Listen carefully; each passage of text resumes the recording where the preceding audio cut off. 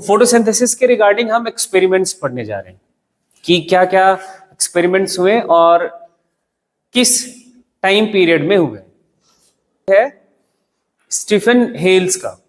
और इनके लिए हमने दो तीन बातें और समझ ली थी। स्टीफन हेल्स को हम फादर ऑफ प्लांट फिजियोलॉजी भी बोलते हैं, पहली बात तो यही याद रखना है, ठीक है। और इन्होंने करा क्या था, इन्होंने रिकॉग्नाइज करा था एयर, हमें ये ध्यान रखना है एयर, ठीक है। एयर और लाइट का फोटोसिंथेसिस में रोल क्या है, या इन्होंने एक्चुअली ये बोला था कि प्लांट को नरिशमेंट एयर और लाइट देता है। प्लांट का नरिशमेंट कहां से मिलता है, एयर एंड लाइट से। जैसे हमें हमारा नरिशमेंट हमारे कहां से मिलता है, फूड से मिलता है। सारे जो हमें न्यूट्रिएंट्स चाहिए वो कहां से, फूड से मिलते हैं। तो हमारा नरिशमेंट फूड से, और प्लांट का नरिशमेंट कहां से, एयर एंड लाइट से। इन्होंने रिकॉग्नाइज किया था and he is considered as a discoverer of photosynthesis and इसलिए इनको हम प्लांट फिजियोलॉजी का फादर भी बोलते हैं। पहली बार कोई इंसान जो फोटोसिंथेसिस की बात शुरू किया था।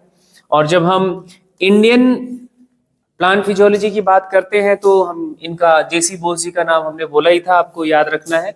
और इनके बारे में कभी न कभी आपने जरूर पढ़ा होगा, नहीं पढ़ा है तो एक बार जरूर जाके इनके बारे में देखना। देखो दूसरा जो एक्सपेरिमेंट है प्रिस्टले जी का, इन्हीं जो स्टीफन हेल्स का एक्सपेरिमेंट था उन्हीं का मॉडिफिकेशन है। अभी पहले ये देखते हैं फिर अपन वहां पे चलेंगे। जोसेफ जी एक्सपेरिमेंट कब कर रहे हैं, 1733 से लेकर 1804 तक, ये इनका टाइम पीरियड था। और इन्होंने 1770 में परफॉर्म किया है कुछ एक्सपेरिमेंट्स को, जो ये बताता है कि फोटोसिंथेसिस के लिए एयर जरूरी है। फोटोसिंथेसिस या प्लांट की ग्रोथ के लिए एयर जरूरी है। और उन्होंने ये किया, कुछ इनके इस सेटअप को देखो, ये इन्होंने एक जार लिया और इसमें एक कैंडल, बर्निंग जलता हुआ कैंडल रखा और चूहा रखा, दोनों को बंद किया और कैंडल भी बुझ गई, चूहा भी मर गया। ये हम बचपन में करते हैं ना, वो अपना वो ग्लास से कैंडल को ढकते थे, बुझ जाता था। क्यों बुझ जाता था, इसका रीजन पता है? क्योंकि बर्न होने के लिए क्या चाहिए, ऑक्सीजन गैस, और वो आपने कट ऑफ कर दिया तो उसको तो बुझना ही था। लेकिन ये इसका बुझना कैसे हुआ, इसका बुझना इसलिए हुआ क्योंकि इसको भी रेस्पिरेशन के लिए क्या चाहिए था, ऑक्सीजन, और उसको भी वो कट ऑफ हुआ तो वो मर गया। फिर इन्होंने ये यहाँ पे पहले सेटअप में रखा, दूसरे सेटअप में ये रखा कि भाई एक प्लांट को रख दिया, इंटैक्ट प्लांट को रख दिया, जो प्लांट लिविंग प्लांट है उसके साथ रख दिया। अब बढ़िया तरीके से ये कैंडल भी बर्न हो रहा है, ये भी जिंदा है। और उसके पहले एक और उन्होंने करा था, प्लांट को सिर्फ रखेंगे, सिर्फ अगर प्लांट को रखेंगे तो प्लांट भी मर जाएगा। क्यों प्लांट मर जाएगा?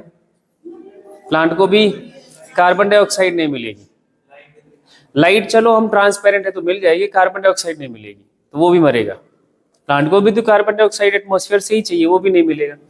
इस पूरे सेटअप को जब उन्होंने रख दिया तब इन्होंने देखा कि दोनों तीनों बड़े खुशहाल तरीके से मस्त, ये चूहा इसमें घूम रहा है, प्लांट अपना, अब हो क्या रहा है इसमें, ये प्लांट जो है वो कौन सी गैस बाई प्रोडक्ट के तौर पर निकालेगा, ऑक्सीजन, और ये रेस्पिरेशन से और बर्निंग से कौन सी गैस निकलेगी, CO2। ये गैस प्लांट यूज करेगा और ये गैस ये और ये दोनों यूज करेंगे।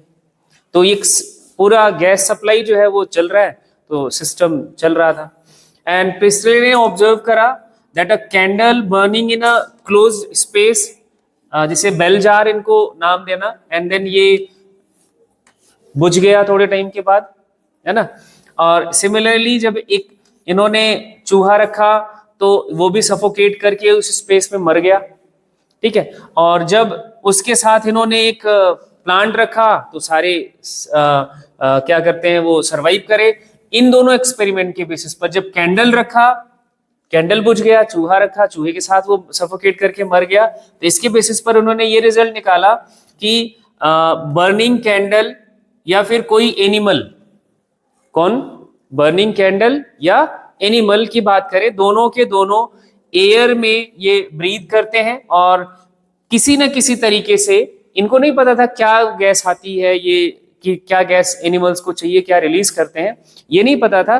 किसी न किसी के तरीके से बोथ समहाउ, दोनों कैंडल एंड माउस एनिमल दोनों किसी न किसी तरीके से डैमेज करते हैं किसको, आपके एयर को, जो इस एटमॉस्फेयर का एयर है इसको डैमेज करते हैं।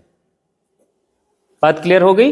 एंड जब उन्होंने क्या करा, एक मिंट प्लांट रख दिया उसी बेल जार के साथ, इन्हीं दोनों के साथ, बर्निंग कैंडल एंड एनिमल के साथ, तो ये माउस जिंदा रहा और कैंडल भी लगातार जलती रही। तो इसके बेसिस पर उन्होंने कंक्लूड किया कि जो प्लांट है, प्लांट जो हमारा है, जो कैंडल, बर्निंग कैंडल और एनिमल जो इस एयर को डैमेज करता है किसी न किसी तरीके से, उसी तरीके से प्लांट हमारा किसी न किसी तरीके से उस एयर को रिपेयर करता, फिर से ठीक करता है। जैसे हम आज कहते हैं कि प्लांट ऑक्सीजन देता है और एनिमल ऑक्सीजन लेते हैं, कार्बन डाइऑक्साइड छोड़ते हैं। ये इनको नहीं पता था कौन सा गैस है, लेकिन क्या पता था कि एनिमल और burning candle both are damage the air and plants replenish the air या refresh the air। वो गैस प्लांट उसमें ऐड कर देते हैं जो एनिमल और बर्निंग कैंडल को चाहिए था, जो वो यूज करते हैं। तो ये इनका कंक्लूजन था। ठीक है, इसको प्रिस्टले इन्होंने बाद में हाइपोथेसाइज किया, प्लांट रीस्टोर करता है एयर को किसी ना किसी तरीके से, and what ever breathing animals and burning candle remove करता है जो प्लांट ऐड करता है। बात क्लियर हुई? अरे भाई, जो प्लांट ऐड करता है वो ऐड क्या करता है, ऑक्सीजन, है ना। और जो अपना ये बर्निंग कैंडल ऑक्सीजन का इस्तेमाल कर लेते हैं, एनिमल ऑक्सीजन का इस्तेमाल कर लेते हैं, हटा देते हैं। ये इनका समझ था। फोटोसिंथेसिस की समझ 1770 तक इतनी थी। अब एक और नाम आता है इगेनहाउस, जॉन इगेनहाउस का 1779, 9-10 साल के बाद इन्होंने सेम सेटअप का इस्तेमाल किया, using a similar setup as the one used by the Priestley ने जो यूज किया था, but by the placing it once in dark. एक बार इन्होंने उसको डार्क मींस अंधेरे में रखा और एक बार उन्होंने लाइट में रखा। तब इन्होंने ये प्रूव कर दिया कि प्लांट तभी एयर को रिस्टोर करता है जब लाइट होती है। अगर लाइट नहीं है तो प्लांट एयर को रिस्टोर नहीं करता। मतलब जो प्लांट की रिस्टोरिंग प्रोसेस है, जैसे हम फोटोसिंथेसिस कह रहे हैं, दैट इज वो उसके लिए लाइट भी जरूरी है। पूरे सेटअप को क्या किया, जैसे ये अपना ये वाला सेटअप है जिसमें तीनों चीजें सरवाइव कर रही हैं। प्लांट यहाँ पे ग्रो कर रहा है, या आपका एनिमल ब्रीथ कर रहा है, ये कैंडल बर्न हो रहा है। इस सेटअप को एक बार उन्होंने डार्क में रख दिया, मतलब सब कुछ तो है। अब कट ऑफ क्या हुआ, लाइट कट ऑफ हो गया। लाइट कट ऑफ हो गया तो रिजल्ट क्या मिलेगा कि ये दोनों टपक जाएंगे, सॉरी मतलब मर जाएंगे। चूहा मर जाएगा, कैंडल बुझ जाएगा। क्यों? क्योंकि प्लांट की जो रिस्टोर की करने की एबिलिटी थी वो अब नहीं है, किसी ना किसी फैक्टर की वजह से। और वो फैक्टर आपने कौन सा कट ऑफ किया है, लाइट। मतलब प्लांट तभी एयर को रिस्टोर कर पा रहा है जब लाइट उसको मिलेगी। जब यही सेटअप को उन्होंने लाइट में रखा तब ये मस्त चूहा घूम रहा है और ये बर्न हो रहा है, दोनों सरवाइव कर रहे हैं, जिंदा है। तो मतलब प्लांट तभी एयर को रिस्टोर कर पा रहा है, लाइट में रखने के बाद जिंदा है, मतलब plant is restoring the air. And जब डार्क में रखा है तो ये दोनों मर रहे हैं, मतलब प्लांट रिस्टोर नहीं कर रहा है एयर को। तो प्लांट को रिस्टोर करने के लिए, एयर को रिस्टोर करने के लिए क्या भी जरूरी होता है, लाइट। और ये इगेनहाउस जी ने प्रिस्टले जी के सेटअप का ही इस्तेमाल करके बताया। बात क्लियर हुई? बस इतनी सी बात यहाँ पे दो लोगों की आपने समझ ली, 2-3 के एक्सपेरिमेंट्स हो गए। एंड वंस इन सनलाइट 1770 इनका 99 तक, so that sunlight is essential to the plant process that somehow purify the air, fouled air का मतलब वो गंदी हवा जिसको एनिमल और बर्निंग कैंडल ने खराब किया है, बाय बर्निंग कैंडल या फिर ब्रीदिंग एनिमल। और उसके बाद Ingenhousz in an elegant experiment with an aquatic plant, बाद में इन्होंने एक और प्लांट के साथ भी एक्सपेरिमेंट करा और ये भी बताया कि प्लांट कौन सा गैस रिलीज करता है, कौन सा गैस एक्चुअली गैस रिलीज करता है, जिस तरह से वो प्योरीफाई करता है। ये एक्सपेरिमेंट आपका पहले सिलेबस में भी था, होता भी था, अब नहीं है, और ये प्लांट आपने देखा भी है, शायद क्या देखा भी है, बट याद नहीं होगा, मतलब पहचान नहीं है, इसलिए आपको लगता है कि हमने नहीं देखा है। हाइड्रिला एक एक्वेटिक प्लांट है और वो सबने देखा हुआ है, तालाब के किनारे कभी गए होंगे, नदी के किनारे गए होंगे, तो वो प्लांट होता है वहां पे। ठीक है, क्या करा उन्होंने, इस पूरे फोटोसिंथेसिस में गैस निकलता है उसको प्रूव करने के लिए ये सेटअप होता है। ये आपका एक बीकर है, ठीक है, ये इधर लिखा, देखो बीकर लिखा हुआ है, इसमें पानी भर देते हैं और एक आपका ये इन्वर्टेड टेस्ट ट्यूब लेते हैं, टेस्ट ट्यूब है इन्वर्टेड, उल्टा करके लगाते हैं और यहां हम रखते हैं हाइड्रिला की ब्रांचेस। हाइड्रिला क्या है, एक एक्वेटिक प्लांट है, ये याद रखना, ये एक कैसा प्लांट है, एक्वेटिक प्लांट है।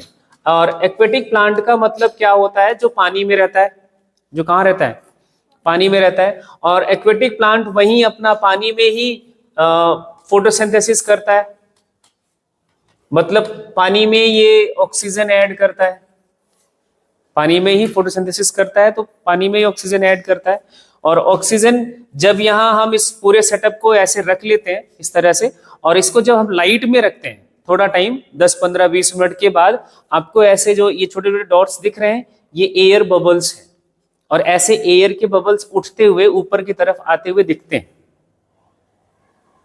वो बबल्स दिखते हैं।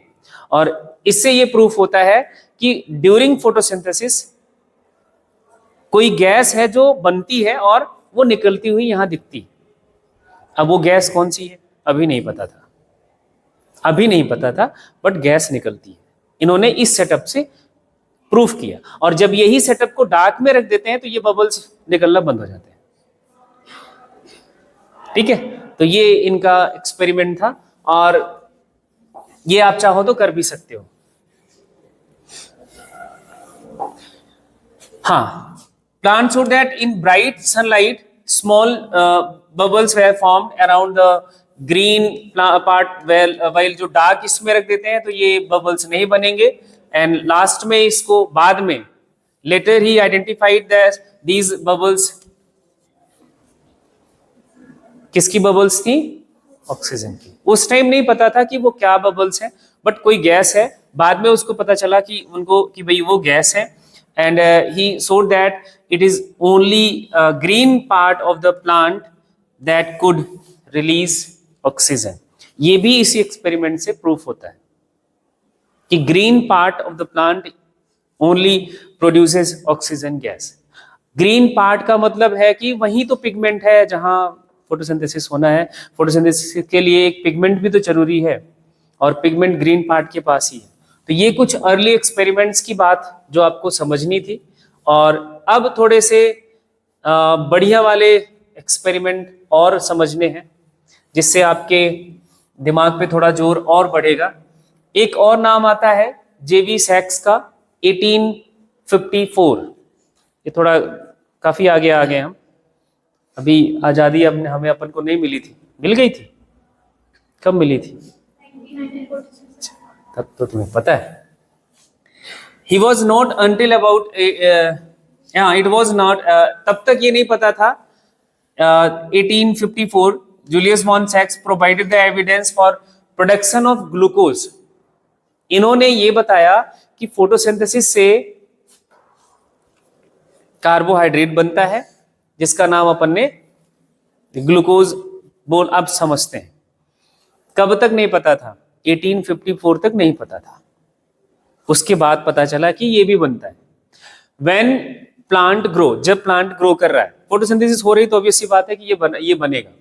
Glucose is usually stored as a starch, and his later study showed that green substances in plant, और इन्होंने पिगमेंट के रोल को भी प्रूव किया कि पिगमेंट भी जरूरी है फोटोसिंथेसिस के लिए। क्लोरोफिल जिसे आज हम जानते हैं, is located in special bodies that is known as chloroplast.